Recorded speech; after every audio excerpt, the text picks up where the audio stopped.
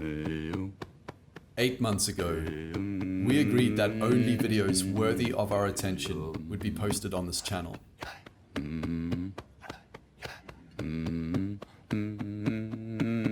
Well, that time has come.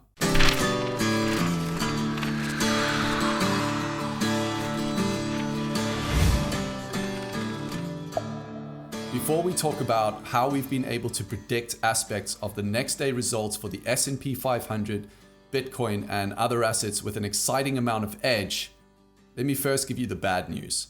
Most traders are losing. Some win for a period of time, but most of those same traders will fail. Welcome to the casino.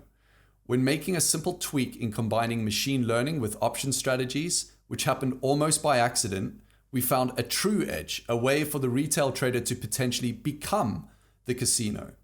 Let's begin. Right now we're looking at the S&P 500, or at least the SPY ETF index. And I wanted to show you two things that we can predict with a great deal of certainty. So the first thing I guess worth saying is I wanted something where for someone like me who works full-time, who doesn't trade full-time, etc., can place a trade once a day or a few times a week that has a statistical edge where I don't have to think about chart patterns and all of that jazz. And what I managed to come up with was something that would predict, for example, if I look at the high of here today and I look at the high of tomorrow, it would predict with 62% accuracy whether the high of tomorrow will be above today or not, or 58%, and sometimes even 67% if I know the close of the current day. So if I place that trade after today closed, I would know with 66 to 67% accuracy of what will happen with that high of the next day. No indicators needed. And this is tested over 20 years of data. The other thing that it's been able to predict is the close to close. Not in terms of will it be up or down like we've just spoken about with the high, but will it be better or worse than the day before? So for example, if the close to close here is relatively low, it would be able to predict whether tomorrow's will be better or worse than this with 77% accuracy.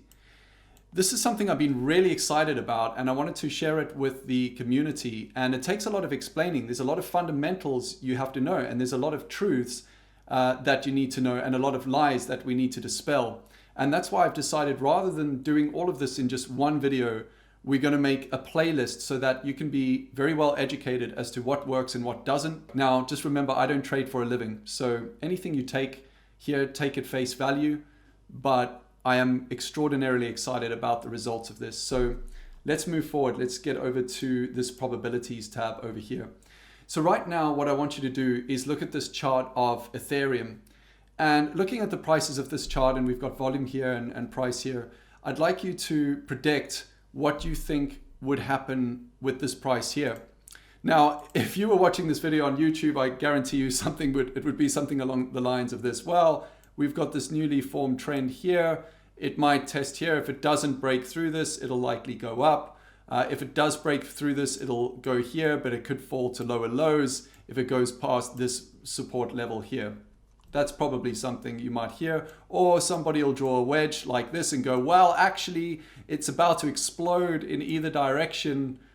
You might have some of that. If I ask what happened in the past, you might say, okay, well, we had some typical sort of patterns here, and you might pull out the RSI and the MACD.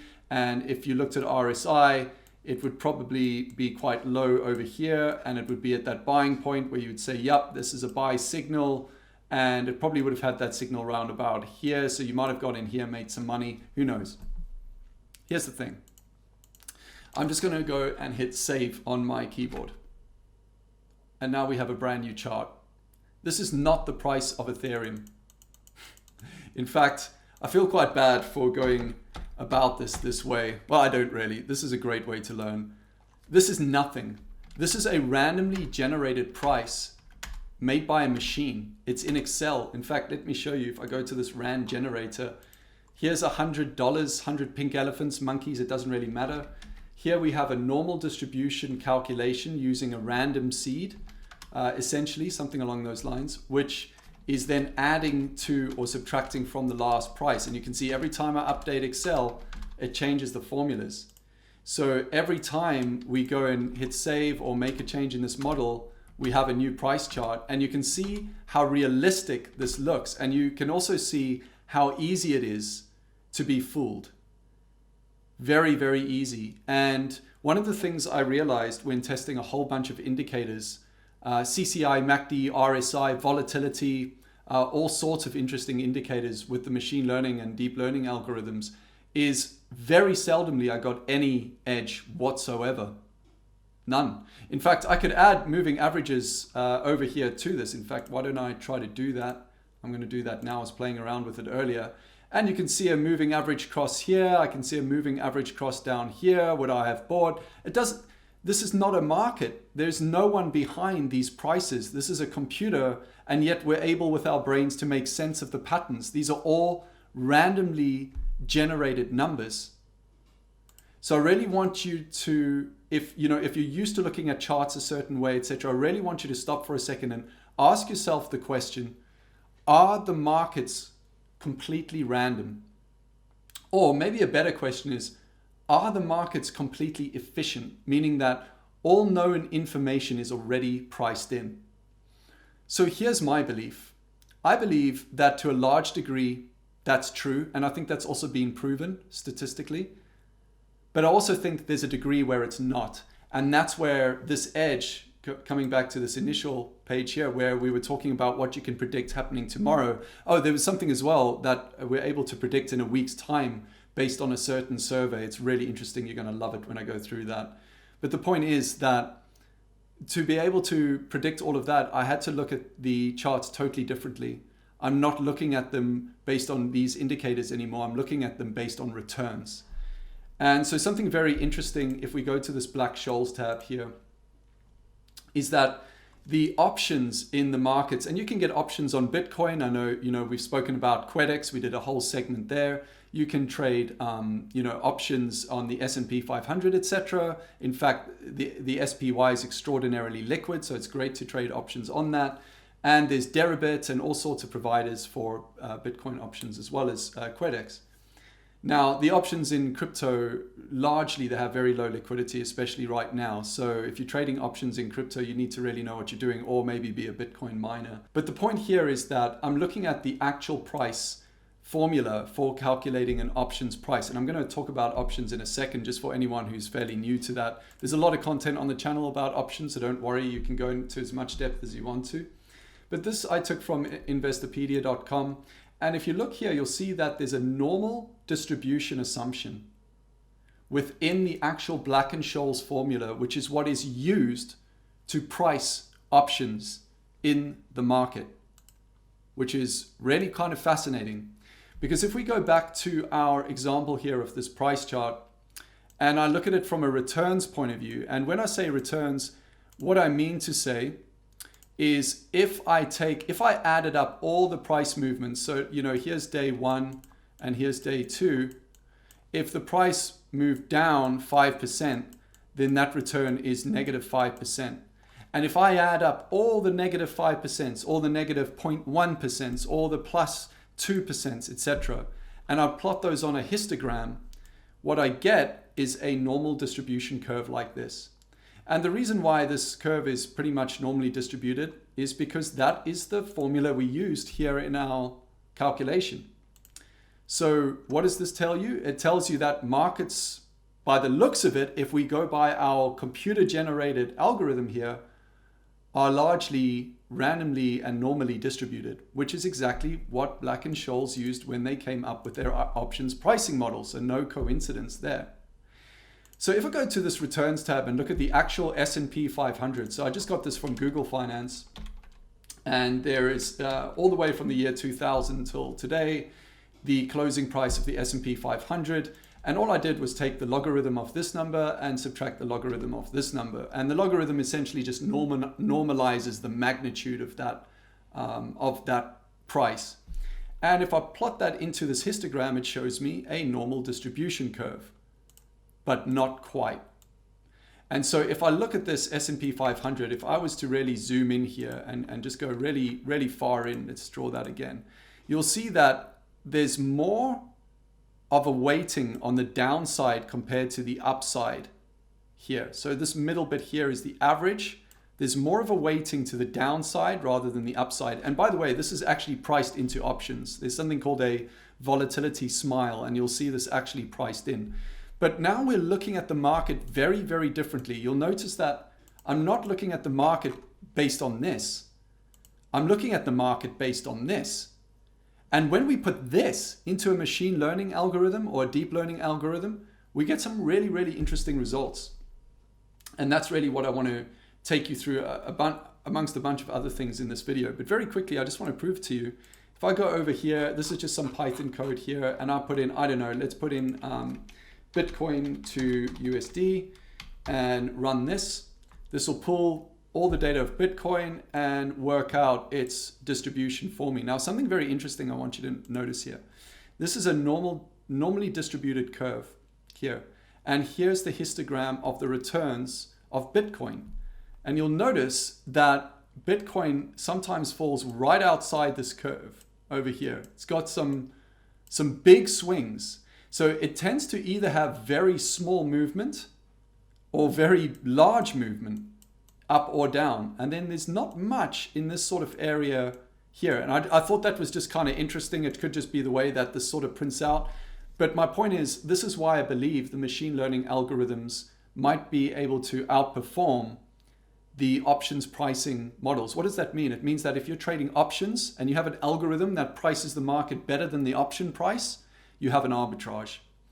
And you have a lot of ways of trading that. In fact, I found quite a few, and I'm going to need to do a number of videos so that you can see all these cool gold nuggets that I'm uncovering now that we're looking at the markets in a very, very different way.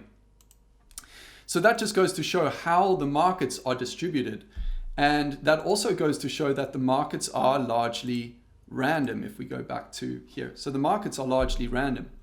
So what is an option? Let's just go back to our options workbook over here. For those of you, by the way, who I know love this workbook, you can download this from the Crypto Wizards website. By the way, it is back up. I just didn't bother telling anyone, but it is back up. And just a quick one, we've managed to reduce the cost significantly because we fetch all the data ourselves. We're not going through these third parties, which cost a fortune anymore.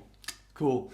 So here we have the options pricing model. So let's say that we're just going to buy a coin or a stock or something like that. We can see this profit and loss payoff chart over here. So as the price of this asset that we've bought goes up, we make profit.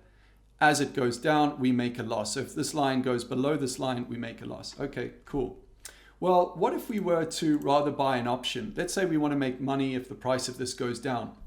Well, I could buy a put option, which gives me the right to sell an underlying asset, in this case, say Bitcoin, at a predetermined price by a predetermined date. Let's say Bitcoin's price today is $9,000, and I want the right to do this until November the 29th, whatever. The Bitcoin volatility is probably something more like 70%. I don't know. Anyway, so what this will show you is that I make unlimited gain, pretty much unlimited, as the price of Bitcoin goes down, and I have a fixed loss because of this option. So I'm not going to go into options too much in this video. Again, you can learn all about options on other playlists like the QuedX playlist here on the channel. But I think the important thing to note here is that this option price, this piece of paper, this contract that I can buy is worth money. I don't even have to trade Bitcoin. I can just trade the option. I don't have to trade the S&P. I can just trade the option and make money. And if this option is not priced correctly in line with how the market actually moves and is priced based on machine learning models, which we're going to go into in the subsequent videos, then we have an arbitrage. So I think that was something really, really important to point out. So one other thing we need to move to is a price chart of the S&P again. And I'm choosing the S&P because it's very liquid, it's very well known. It's got to be extraordinarily efficient. And so my view was, if I can break the S&P 500, then we can break anything. And so most of my studies have been done around the S&P 500. And this is a chart from macrotrends.net. It looks at the S&P 500 since like the year 1990. And overlaid on top of this chart is an indicator, which is essentially the earnings per share. So this is just showing you that the S&P 500 or the stock market is really earnings based. It's based around the idea of earnings. When people are buying stocks, They're buying the idea that that company will become more valuable and that the market will value it higher. Therefore, they can sell their piece of the company for more money, or vice versa with shorting. So really what I'm trying to get across here is that's what the market's largely based on. Plus then you have, the printing of the Fed's balance sheet, etc. There's been a lot of content on YouTube about that, which I find very interesting. So there's a lot of more micro pushes for why the price of the markets go up. And the major players in the markets are actually the corporates themselves, and doing their own share buybacks apparently, etc. too. But the point is that there are drivers behind why there is a stock market. I don't believe that the stock market can be totally random, because different people are placing trades based on different ideas as well. And that's something that the machine learning algorithms have been able to show me. The market is not perfectly efficient in my own opinion, which is really kind of interesting. So really the opportunity here is to look at this normal distribution and say, okay, where can I find an edge based on whatever happened in the past with the data I have? Because I don't have future data. If I had future data, I'd be retired. But based on what happened in the past, can I predict what is going to happen with the return tomorrow? And that brings us back to this page here. Based on what happened here yesterday, can I predict what's going to happen here today? Now, one of the things we need to bear in mind is that if you don't have that ability, you are gambling. Okay, you are flat out gambling. Let me prove this to you right now. So if we go back over to this probabilities tab, and now we're going to use this section. Now there's a guy called Aimstone who did a very good video on probability maths. I'm actually not great at maths, believe it or not. I have to use all these tools to help me calculate things. But he did a great video on probability maths, and I've just simplified that here in this tool. Let's say I've got $50 or orange monkeys. It really doesn't matter. And I want to know what is the probability of doubling that to make $100, or at least make that back before I lose my money. And let's say that the market has a 3% edge against me, meaning that I've got to pay brokers, etc. Well, given that we know the market is randomly normally distributed in its movements, then that's a fair assumption. I mean, if we put in here 47%, which is what Aimstone put in, I have a 0.25% chance of actually doubling my money before I go broke.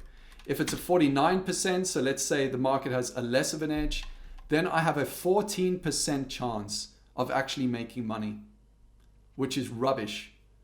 And for me, as a single father who's working full-time, etc., and working damn hard for my money in pretty much everything I do, I don't want to be trading or gambling with my money. If I'm going to spend my time in my evenings or afternoons or whenever putting money in the markets, it better be to grow my portfolio. It better be to help me retire. It better be to help me beat what the pension funds are supposed to be able to provide. And so that is something that I'm focused on here, and that's why I'm sharing this research with you. So let's say we have, I don't know, $100 to start with, and I want to turn that into 1,000, and I have a 51% probability in my favor. In other words, I have a 1% edge. Then I have a 98% chance of 10xing my money. A 1% edge, so with enough trades, I have a 98% chance of 10xing my money. And obviously you need a lot of trades to do this, but that's essentially what the math says. It's funny how you now see the charts differently. You're not looking at this in terms of trends. This is just the probability, the randomness in the way our markets are behaving really playing out. So you can see very quickly why this is just so unbelievably powerful. This is such a great way to look at trading. You need to find an edge. If you have no edge, you have nothing. And the up and coming videos are all about giving you that edge. Talk soon. Nobody. I don't care if you're Warren Buffett or if you're Jimmy Buffett, nobody knows if a stock is going to go up, down, sideways, or in fucking circles. Least of all stockbrokers. Right? It's all a fugazi. You know what a fugazi is? No, fugazi. It's fake. Yeah, fugazi. It's a wazi, it's a woozy, it's a fairy dust. It doesn't exist. It's never landed. It is no matter. It's not on the elemental chart. It's not fucking real. Right. All right?